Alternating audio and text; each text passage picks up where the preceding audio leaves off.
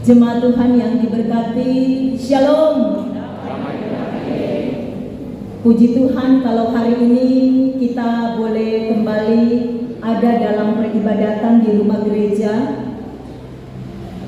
di Jemaat Gemim Torsina Tumumpa saat ini dalam persekutuan ibadah yang kedua.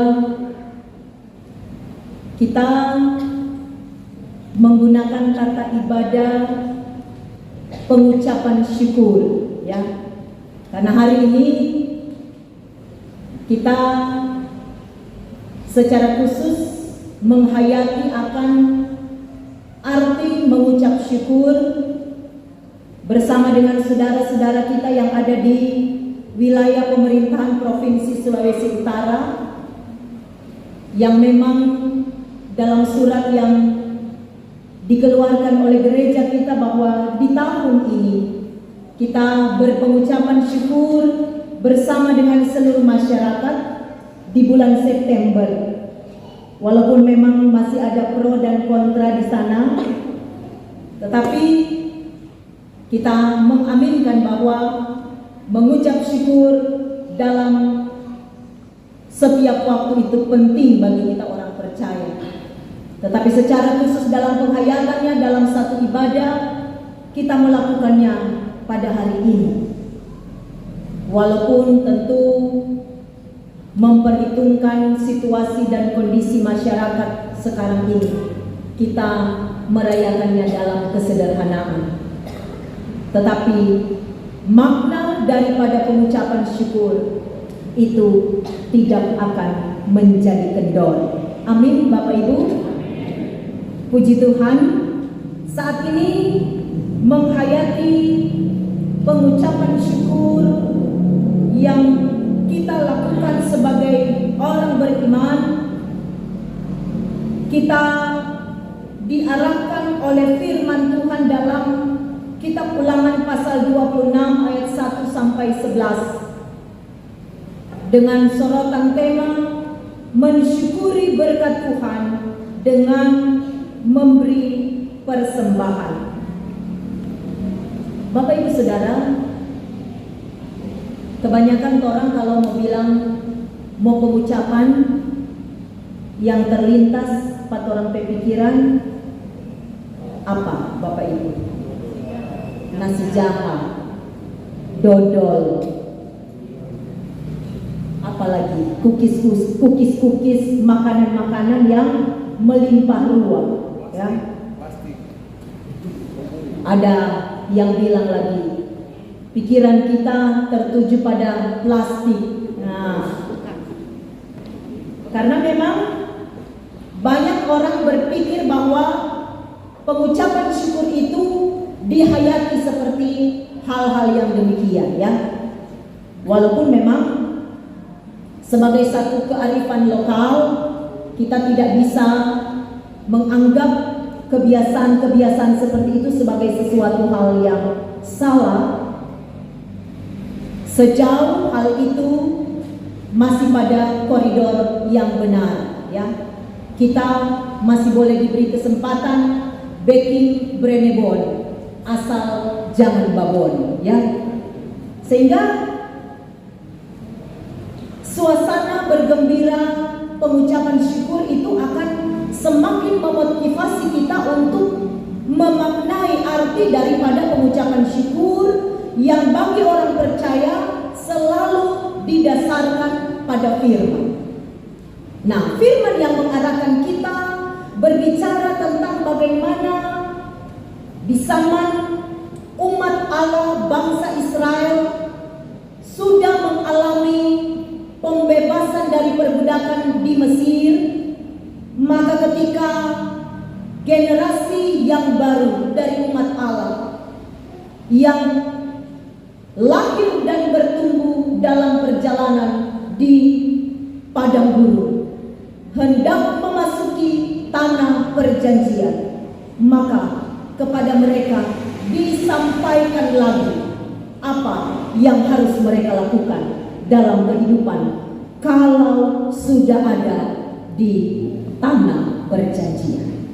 Karena itu pembacaan kita ayat pertama memulai dengan kalimat yang demikian, apabila engkau telah masuk ke negeri yang diberikan Tuhan Allahmu, dan seterusnya, maka haruslah engkau membawa hasil pertama dari bumi yang telah kau kumpulkan. Pengajaran firman kepada umat Allah tentang bagaimana mereka ada di tanah perjanjian di awal kehidupan mereka di sana, ketika mereka telah mendapatkan kesempatan untuk mengolah tanah itu.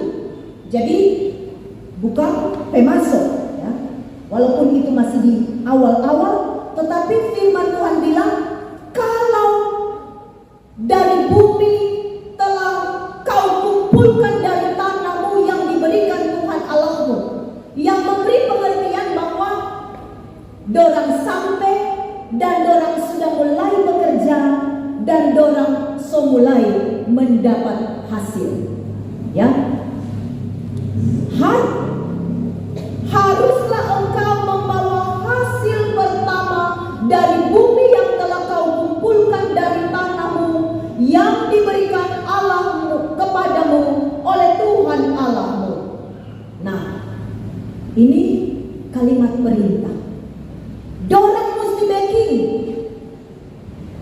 Umat Allah yang memasuki tanah perjanjian, yang kemudian mendapatkan kesempatan untuk mengelola bumi dan tanah, maka ketika mereka menikmati hasil pertama dari apa yang mereka kerjakan, hal yang harus mereka lakukan adalah membawa hasil pertama dari apa yang mereka kelola itu.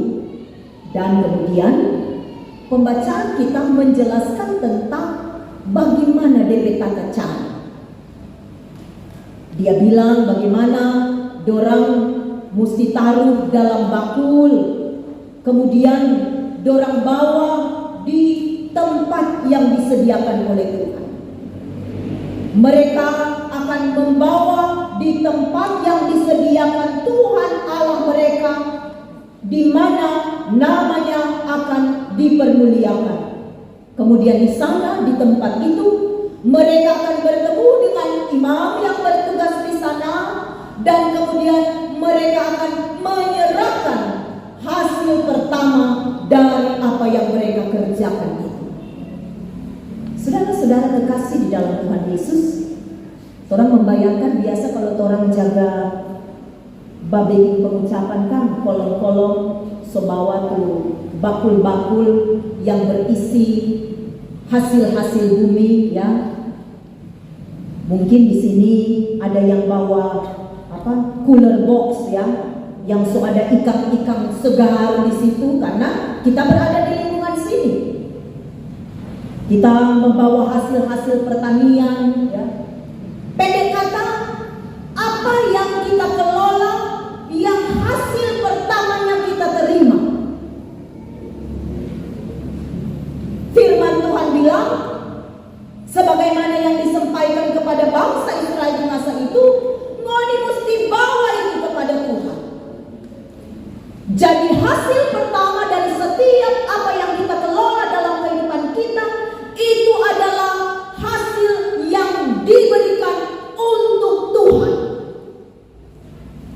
Dan ketika membawa itu, firman Tuhan menjelaskan seperti yang kita baca dalam pembacaan kita, bahwa orang bukan cuma dibawa begitu. Orang bukan cuma asal bawa kontaru, ya toh begitu kan orang pembahasa, bawa kotak kontaru. Tetapi yang dilakukan seperti tata cara yang disampaikan oleh firman adalah bahwa ketika mereka membawanya umat Allah itu, maka mereka harus mengungkapkan suatu pengakuan iman kenapa mereka membawa itu. Jadi persembahan hasil pertama dari pengelolaan bumi dan tanah orang-orang Israel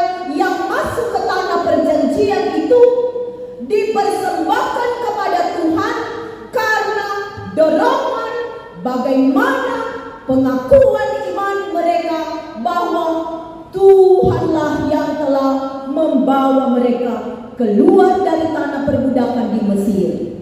Ketika mereka berada dalam kesulitan-kesulitan hidup, ketika mereka berada dalam tekanan-tekanan penindasan di negeri pengasingan, maka umat Allah, keturunan bangsa Aram, mereka menyerukan kepada Tuhan, permohonan-permohonan kepada Tuhan, dan Tuhan menjawab mereka dengan membebaskan mereka dari perbudakan di Mesir.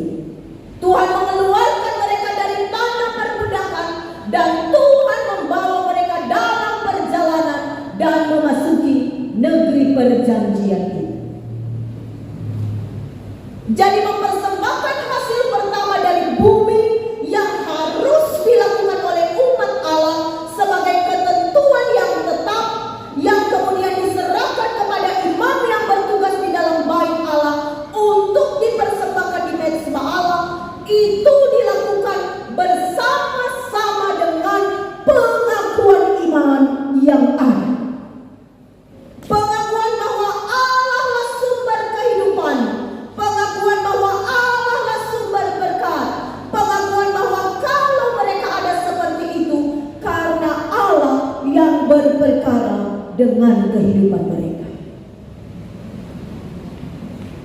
Dan firman Tuhan bilang, ayat-ayat terakhir pembacaan kita, dia bilang, kalau semuanya sudah dilakukan, engkau meletakkannya di hadapan Tuhan Allahmu, engkau sujud di hadapan Tuhan Allahmu, dan haruslah engkau yang membawa persembahan itu, orang-orang Lewi yang ada di situ, mereka yang bekerja di bait Allah di situ, yang melakukan upacara persembahan korban Allah bagi Allah di atas mezbah itu, dan orang-orang asing yang ada di tengah-tengahmu bersukaria. Apa yang mau dikatakan di sini? Bahwa tindakan memberi persembahan, tindakan membawa persembahan kepada Allah yang dilakukan oleh umat Allah karena dorongan iman kepada Allah yang memberkati, kepada Allah yang adalah sumber kehidupan, akan menimbulkan sukacita kehidupan bagi persekutuan umat Allah. Minggu lalu orang ada renungkan bagaimana membawa persembahan, ungkapan syukur kepada Allah, menyatakan pelayanan kasih yang menyebabkan adanya keseimbangan kehidupan bagi umat Allah. Jadi dengan membawa persembahan kepada Allah, dipersembahkan bagi Tuhan, dan tugas penyembahan yang dilakukan dalam upacara pengorbanan di atas mezbah yang dilakukan oleh imam Allah akan mengakibatkan baik para imam, baik orang-orang Lewi maupun orang-orang yang membawa persembahan, tetapi juga orang-orang asing yang ada di situ akan menikmati sukacita. Karena apa? Bapak Ibu, kita ingat dalam bagian kitab Keluaran kita banyak menyaksikan bahwa apa yang dipersembahkan di sana akan menjadi bagian orang-orang yang ada di situ untuk menikmatinya. Ada yang dibakar sampai habis, tetapi ada yang kemudian dinikmati oleh orang-orang yang ada di situ, sehingga semua orang bersukacita karena persembahan yang boleh dipersembahkan itu. Bapak Ibu Saudara kekasih di dalam Tuhan, apa kiranya yang memaknai dari firman Tuhan ini ketika kita warga gereja merayakan pengucapan syukur? Apa yang Tuhan mau sampaikan bagi kita tentang bagaimana kita hidup membawa persembahan kita kepada Tuhan?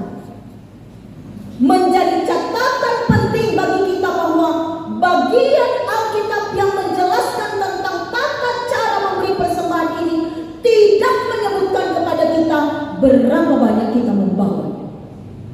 Sehingga yang kita fokuskan di sini adalah bagaimana firman Tuhan mengajak kita untuk selalu yang Tuhan beri kepada kita bukan hanya untuk orang nikmati sendiri, sehingga membuat orang-orang yang diberkati menjadi egois, sehingga membuat orang-orang merasa yang mendapatkan banyak semakin banyak berkelimpahan, dan yang nyandak dapat apa-apa melarat dan mati karena nyandak ada apa-apa. Tetapi bagian firman ini mau mengajarkan kepada umat Allah tentang bagaimana kita membawa persembahan sebagai satu puji-pujian kepada Allah, yang mengakui bahwa Allah lah sumber segala berkat, karena ada kredo kita di sana, ada ungkapan iman kita di sana waktu kita mempersembahkannya. Yang kemudian dengan semua yang kita persembahkan itu akan mengakibatkan orang-orang di sekitar di mana persembahan itu dikumpulkan akan bersukacita ketika persembahan itu dikelola. Dan bukankah itulah yang sedang kita lakukan dalam persekutuan gereja kita, tentang bagaimana penata layanan persembahan-persembahan yang dibawa oleh umat Allah ke rumah gereja. Ketika kita membawa hasil pertama dari setiap apa yang kita terima, yang orang mulai belajar tentu orang di sini bukan bawa lagi pisang-pisang, bukan bawa lagi mungkin jagung dan lain sebagainya, tetapi kita yang mendapatkan hasil pertama, yang mulai belajar dari bagaimana kita mendapatkan hasil pekerjaan kita, dari upah kerja kita, orang mulai belajar ini yang pertama, ini Tuhan punya, ya. Sehingga kita membawanya dalam sukacita karena kita ada dalam pengakuan memang betul ini Tuhan punya. Tidak ada pemahaman bahwa kita membawa ini Pak itu diaken, sehingga diaken menjadi sangat berkelebihan. Sehingga banyak orang dalam memberi persembahan bukan membawa sukacita, tetapi membawa satu beban yang berat. Kita kotek mau dibawa supaya diaken semakin banyak berdapat. Kita kotek mau dibawa supaya pendeta semakin kaya di situ. Sehingga banyak orang berpikir sudah cukup. Tetapi firman Tuhan mengatakan bahwa kalau kita membawa persembahan karena pengakuan iman kita bahwa ini Tuhan punya, maka kita akan membawa dengan sukacita, sehingga dalam sukacita kita membawa menimbulkan orang-orang yang mendapatkan bagian-bagian dari persembahan itu akan juga bersukacita. Dan saya pikir ini sebenarnya yang menjadi dasar daripada perayaan pengucapan syukur yang orang lakukan kalau orang bawa makan bersama-sama kan. Oh, orang kalau pengucapan syukur walaupun orang baking di rumah, mungkin ada orang yang open house toh. Dorang berkelebihan, dorang open house, dorang sedia 50 paket tas plastik, ada dodol, ada nasi jah, ada cucur, ada semua, dorang kasih berbagai. Pak itu orang yang nyandak babekin dodol dan cucur toh. Bukankah itu yang menjadi latar belakang kita supaya bukan cuma orang yang berkelebihan ada punya hasil beras pulau yang berkelimpahan, yang bersukacita, tetapi orang-orang di pantai yang ada tanam-tanam beras pulau pun akan bersukacita karena hasil tanam yang dipersembahkan kepada Tuhan, yang membuat banyak orang menikmati dan membuat banyak orang bersukacita. Sehingga orang berpikir kalau orang bawa di gereja, orang membawanya bukan untuk maksud-maksud supaya orang tahu kita ada bawa banyak, supaya orang tahu kita orang yang paling hebat di situ, karena kita punya yang paling besar. Puji Tuhan kalau kita punya yang paling besar. Kalau memang hasil-hasil pekerjaan kita adalah lebih besar daripada hasil-hasil yang dimiliki oleh orang lain, bukankah kita bersukacita ketika kita boleh membawa yang terbaik, membawa yang terbanyak, supaya semakin banyak orang terberkati dari apa yang orang bawa. Banyak terjadi di mana-mana. Kalau orang membawa makan dalam ibadah-ibadah pengucapan syukur, orang bawa makan 2 pan stove, Mar kalau dorang semua pulang, dorang bawa pulang 3 pan stove. Sampai banyak kali, sampai di gereja-gereja mengeluh, kita mau bawa makan di pan stove. Karena apa? Karena kalau kita pepan stove di gereja, soalnya tidak mau pulang di rumah. Lebih baik bawa di Ika jo. Oh? Karena depan stove 2 ada bawa, tu lain bawa pulang 3. Bukan menimbulkan kesukacitaan bersama, tetapi menimbulkan hal-hal yang justru membuat kita jatuh ke dalam dosa.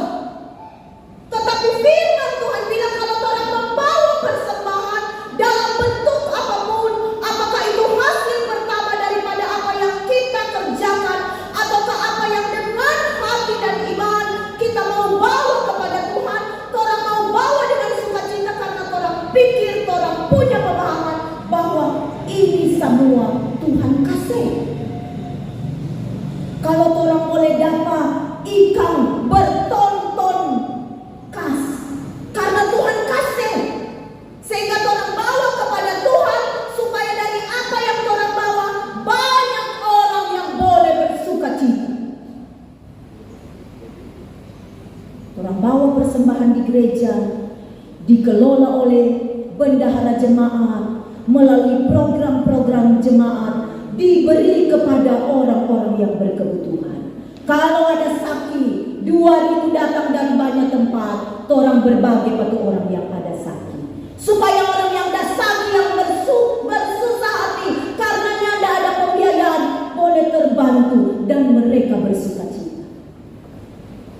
Kalau ada orang yang berduka cita, dari 5.000 yang orang bawa, dari rumah-rumah kita, dari keluarga-keluarga kita, orang bawa dalam iman, karena ini Tuhan yang kasih, maka dengan pengelolaan di gereja, kemudian 5.000 itu dengan dikumpulkan, dibawa kepada orang yang berduka cita yang membutuhkannya, sehingga mereka boleh menikmati kelegaan, sehingga mereka boleh menikmati sukacita dari semua yang kita bawa dalam iman, dalam pengakuan bahwa kalau orang ada sekarang karena Tuhan memberkati, kalau orang masih hidup karena Tuhan memberi kehidupan, dan karena itu kita bawa kepada Tuhan seperti yang difirmankan Tuhan kepada kita. Sehingga sekali lagi, semua yang kita bawa untuk Tuhan akan membawa kesukacitaan bagi banyak orang. Janganlah kita menjadi orang-orang seperti yang tidak mengenal Allah, membawa sesuatu untuk supaya mendapat puji-pujian diri sendiri, sehingga orang mulai baku tuduh, mau datang di mana kedoi itu, mau tidak kasih susumu di mana itu bahan natural itu. Sehingga ketika persembahan dibawa, yang terjadi bukan kesukacitaan, tetapi yang terjadi adalah perbantah-bantahan. Habis pengucapan syukur, so bakalah itu satu kolom, karena semua menuntut. Kiapa pena tua dan dia ke nyanda kasih tunjuk ulang mana tuh orang dabah. Tetapi ketika kita membawanya dalam pemahaman ini, Tuhan punya orang kasih untuk membawa sukacita bagi banyak orang, karena orang diberkati, maka orang ingin supaya berkat ini juga boleh menjadi berkat bagi orang lain. Sama dengan yang Tuhan lakukan tadi dalam pelayanan baptisan. Ketika orang tua merasa bahwa dalam iman mereka diberkati, maka orang tua pun berkeinginan supaya bukan cuma orang tua yang diberkati dalam iman, tetapi anak-anak mereka juga diberkati. Karena itu bawa tuh anak dalam persekutuan dengan perjanjian Tuhan. Nanti sebentar ada lagi anak-anak yang akan dibawa untuk diserahkan sebagai anak-anak yang dibawa pertama kali dalam ibadah. Karena kita mau supaya sukacita berkat Tuhan bagi kita dialami oleh semua orang. Dan itulah arti bergereja, bahwa sukacita surgawi teralami bagi seluruh anggota jemaat. Bukan cuma teralami bagi kelompok-kelompok tertentu, tetapi bagi semua anggota jemaat yang memiliki pengakuan iman bahwa Tuhanlah sumber kelepasan